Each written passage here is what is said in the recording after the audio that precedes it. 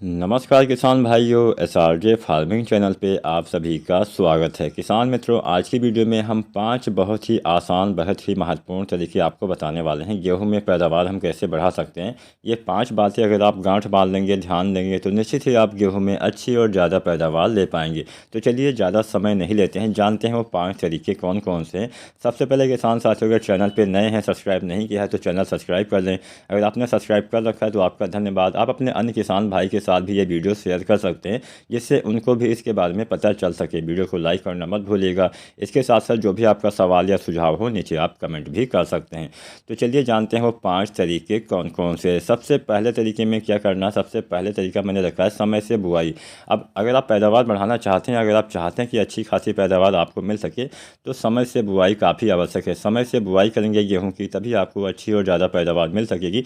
तो इसलिए हमेशा समय से बुआई करनी चाहिए। अगेती किस्मों की बुआई अगेती वाले समय में, यानी लगभग मान के चलिए 25 अक्टूबर के आसपास से कर दी जाती है। अब कुछ इसमें 20 अक्टूबर को भी लगा दी जाती है। तो यानी अक्टूबर के अंतिम सप्ताह से नवंबर के प्रथम सप्ताह तक अगेती वाली किस्मों की बुआई करिए। उसके बाद में सामान्य जो किस्में होती है उसकी बुआई करिए, और पिछेती बुआई से बचिए। जितना पिछेती बुआई करेंगे उत्पादन में उतना कमी आएगी। हालांकि ऐसी बहुत सारी किस्में हैं जो पिछेती में भी अच्छा उत्पादन देती है, फिर भी कोशिश करिए समय से ही आपको बुआई करनी चाहिए। इसके साथ साथ किस्मों के चयन पर भी आपको ध्यान देना पड़ेगा। अच्छी किस्मों का चयन करेंगे तभी अच्छा उत्पादन मिल पाएगा। ऐसी बहुत सारी किस्में हैं जो काफ़ी अच्छा उत्पादन देती है।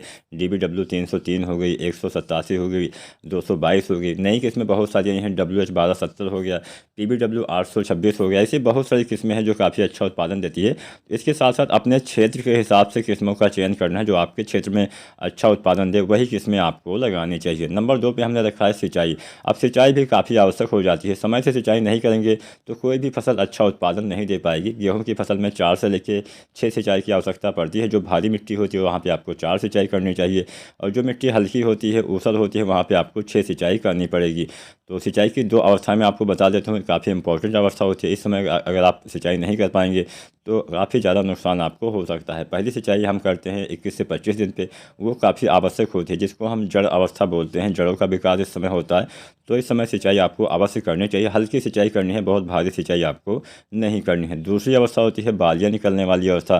तो बालियाँ निकलते समय भी नमी की सबसे ज़्यादा आवश्यकता होती है, तो इस समय भी आपको सिंचाई अवश्य करनी चाहिए। इसके अलावा बहुत सारी अवस्थाएँ होती है, कल्ले निकलने वाली अवस्था, दाने के भराव वाली अवस्था, दुग्धावस्था, फ्लावरिंग की स्टेज, ऐसी बहुत सारी अवस्थाएँ होती हैं। तो आपको समय समय पर सिंचाई करते रहना। हमने वीडियो भी बनाया हुआ है कि आपको सिंचाई कब कब करनी चाहिए, तो वो वीडियो भी किसान साथी देख सकते हैं। अब हम बात करते हैं NPK। तो यहाँ पे हम केवल 2-3 NPK ही आपको बताएंगे जिसके इस्तेमाल से अच्छा लाभ मिलेगा।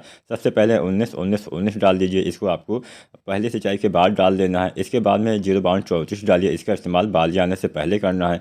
और तीसरा NPK आप चाहें तो जो आता है 13-0-45 उसका इस्तेमाल कर सकते हैं, या फिर आप 0-0-50 जो आता है इसका इस्तेमाल बालियाँ आने के बाद कर सकते हैं।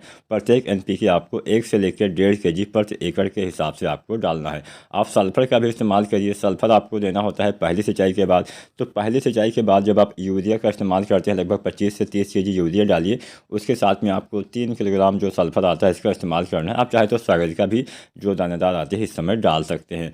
अगर हम सागरिका की ही बात करें तो नंबर 5 पे आप हमने सागरिका का ही जिक्र किया हुआ है। तो 5वें नंबर पर जो सागरिका आपको डालनी है, सागरिका 2 बार देनी होती है। पहली बार बुआई के समय दोबारा से पहली सिंचाई के बाद, यानी 30 दिन के बाद। तो बुआई के समय आपको 10 kg सागरिका देनी है। उसके बाद में फिर से आपको लगभग 30 दिन के बाद 10 kg सागरिका जो दानेदार आती है, चाहे सागरिका जेड प्लस प्लस हो, चाहे सागरिका गोल्ड हो, दोनों में से किसी एक का ही प्रयोग करिएगा। अच्छा लाभ मिलेगा, अच्छी ग्रोथ होगी, कल्ले अच्छे आएंगे, अधिक फुटाव होगा, फसल में हरियाली आएगी, हरापन रहेगा, अच्छा उत्पादन के साथ साथियों आपको निश्चित ही मिल जाएगा। तो यहाँ पे जो हमने 5 तरीके बताए हैं काफ़ी आसान तरीके हैं। आप भी इन्हें अपना के अच्छी खासी पैदावार ले सकते हैं। वीडियो पसंद आई हो लाइक करें।